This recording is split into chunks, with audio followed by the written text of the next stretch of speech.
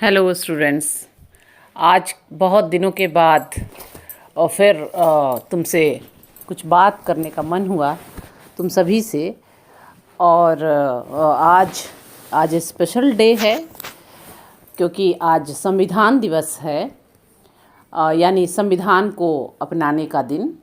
आज ही के दिन 26 नवंबर 1949 को देश के संविधान को सर्वप्रथम अंगीकृत, अधिनियमित और आत्मार्पित किया गया था, यानी अपनाया गया था।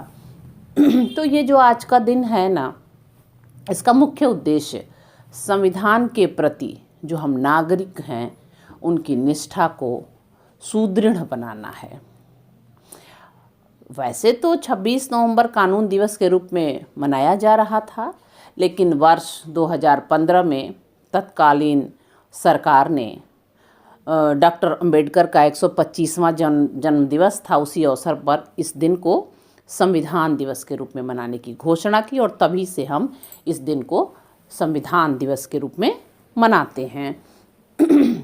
संविधान दिवस हमें स्वतंत्रता संघर्ष की भी याद दिलाता है और हम ये कह सकते हैं कि किस तरह से 200 वर्षों की गुलामी के बाद जब देश आज़ाद हुआ था तो वो चीज़ें, संविधान बनाने की जो प्रक्रिया शुरू हुई, तो वो सब चीज़ें मतलब एक इस दिवस पे तो कम से कम दिमाग में एक बार रिमाइंड हो ही जाती हैं।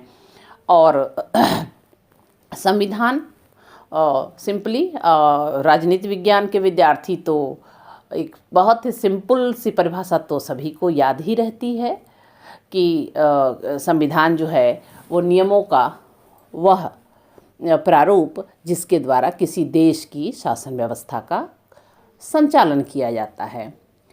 तो संविधान ही नागरिकों को भी मजबूत बनाता है और हम सभी के लिए एक प्रेरणादायक दस्तावेज की तरह होता है, क्योंकि ये हमारा संविधान ही तो होता है जिसमें हमें सभी अधिकारों, अपने कर्तव्यों की प्राप्ति हुई है और इन अधिकारों के और कर्तव्यों का जो पालन है उसके प्रति हम कैसे सजग हों, तो वो हम इसको संरक्षित करके ही कर सकते हैं। और संविधान को अगर हम ऐसा करेंगे तो निश्चित रूप से इस संविधान को अपने हम और ज़्यादा ताकत प्रदान करेंगे। और इस तरह से हम देखें तो भारत जो कि एक लंबी गुलामी के बाद आज़ाद हुआ और देश एक दुनिया का बड़ा लोकतंत्र बना, तो हमारा ये राष्ट्रीय कर्तव्य भी है कि हम अपने निजी और राजनीतिक जीवन में संविधान की मूल भावनाओं और प्रावधानों का पालन करें और जितनी भी संवैधानिक संस्थाएं हैं, प्रक्रियाएं हैं, उनमें अपनी आस्था रखें और अपने संविधान निर्माताओं को भी हमेशा याद रखें, क्योंकि हमारे संविधान निर्माताओं ने हमारे संविधान को रिकॉर्ड समय में तैयार किया था। याद है ना, 2 वर्ष 11 माह 18 दिन। तो और जैसा कि प्रधानमंत्री जी ने कहा भी था कि ये मतलब इसको तो हम टाइम मैनेजमेंट जो है उससे सीख सकते हैं कि किस तरह से टाइम मैनेजमेंट और एक प्रोडक्टिविटी का उदाहरण है। ये प्रेरणा देता है कि हम अपने कार्यों को किस तरह से समय से पूरा करें। और इसके अलावा बहुत सारी चीज़ें जो आपको पता होंगी, जैसे कि विश्व का सबसे लंबा संविधान हस्तलिखित संविधान है। 448 अनुच्छेद, 12 अनुसूची और 25 भाग हैं इसके। और इस संविधान के निर्माण पर तत्कालीन समय का अनुमानित खर्च 1 करोड़ रुपया लगा था। अब आप सोच सकते हैं। और पूरा संविधान जो है वो हिंदी और अंग्रेजी में हस्तलिखित है, जिसे कैलीग्राफ किया गया। तो संविधान बनाने वाली जो संविधान सभा थी वो डॉक्टर राजेंद्र प्रसाद उसके अध्यक्ष थे। ये सब मतलब मोटी चीज़ें हैं जो आपको ज़रूर याद रखनी चाहिए। तो इस तरह से देखें हम तो भारत एक ऐसा देश है जहाँ 1 दर्जन से ज़्यादा पंथ, 100 से ज़्यादा भाषाएं और 1700 से ज़्यादा बोलियां हैं। और भौगोलिक दृष्टि से भी बहुत मतलब डाइवर्सिटी, बहुत विभिन्नता है और इन सब की अपनी अपनी आस्थाएं हैं। सभी के माने भाव के अनुसार संविधान निर्माण करना कितना कठिन रहा होगा ये तो सहज ही हमें अंदाज़ा लग जाता है। और इन तमाम विविधताओं के बावजूद सभी संतुष्ट रहें, विवाद भी ना हो, ये कितना बड़ा चैलेंज है।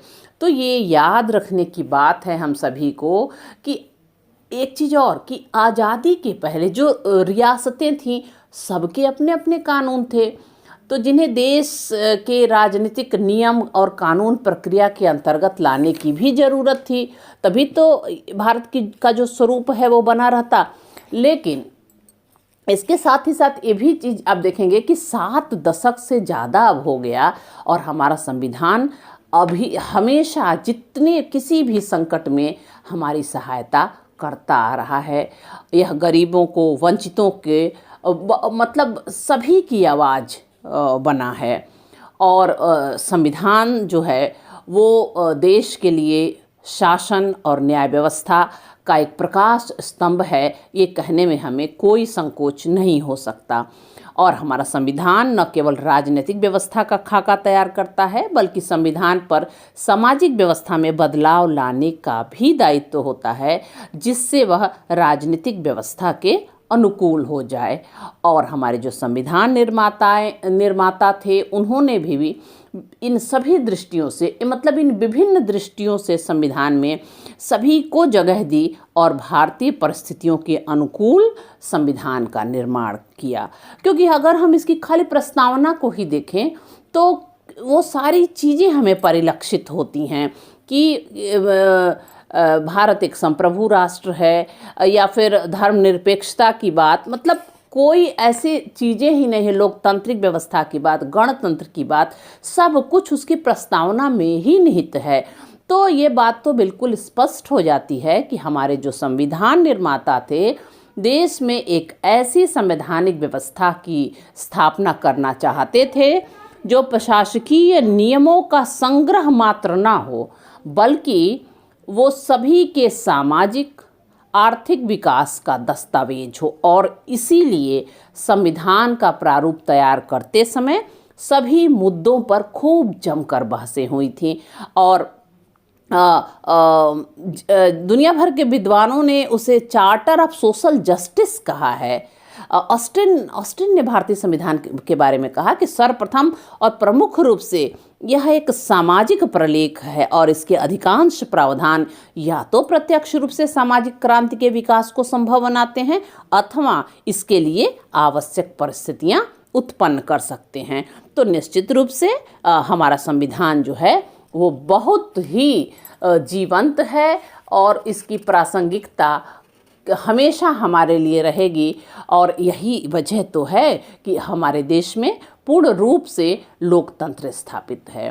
तो इस संविधान दिवस पर हम सभी को अपने जो अंतर ज्ञान का दीपक है उसको जलाने की ज़रूरत है, जिससे कि हमारी आने वाली पीढ़ियां भी हमारे संविधान के महत्व को समझ सकें।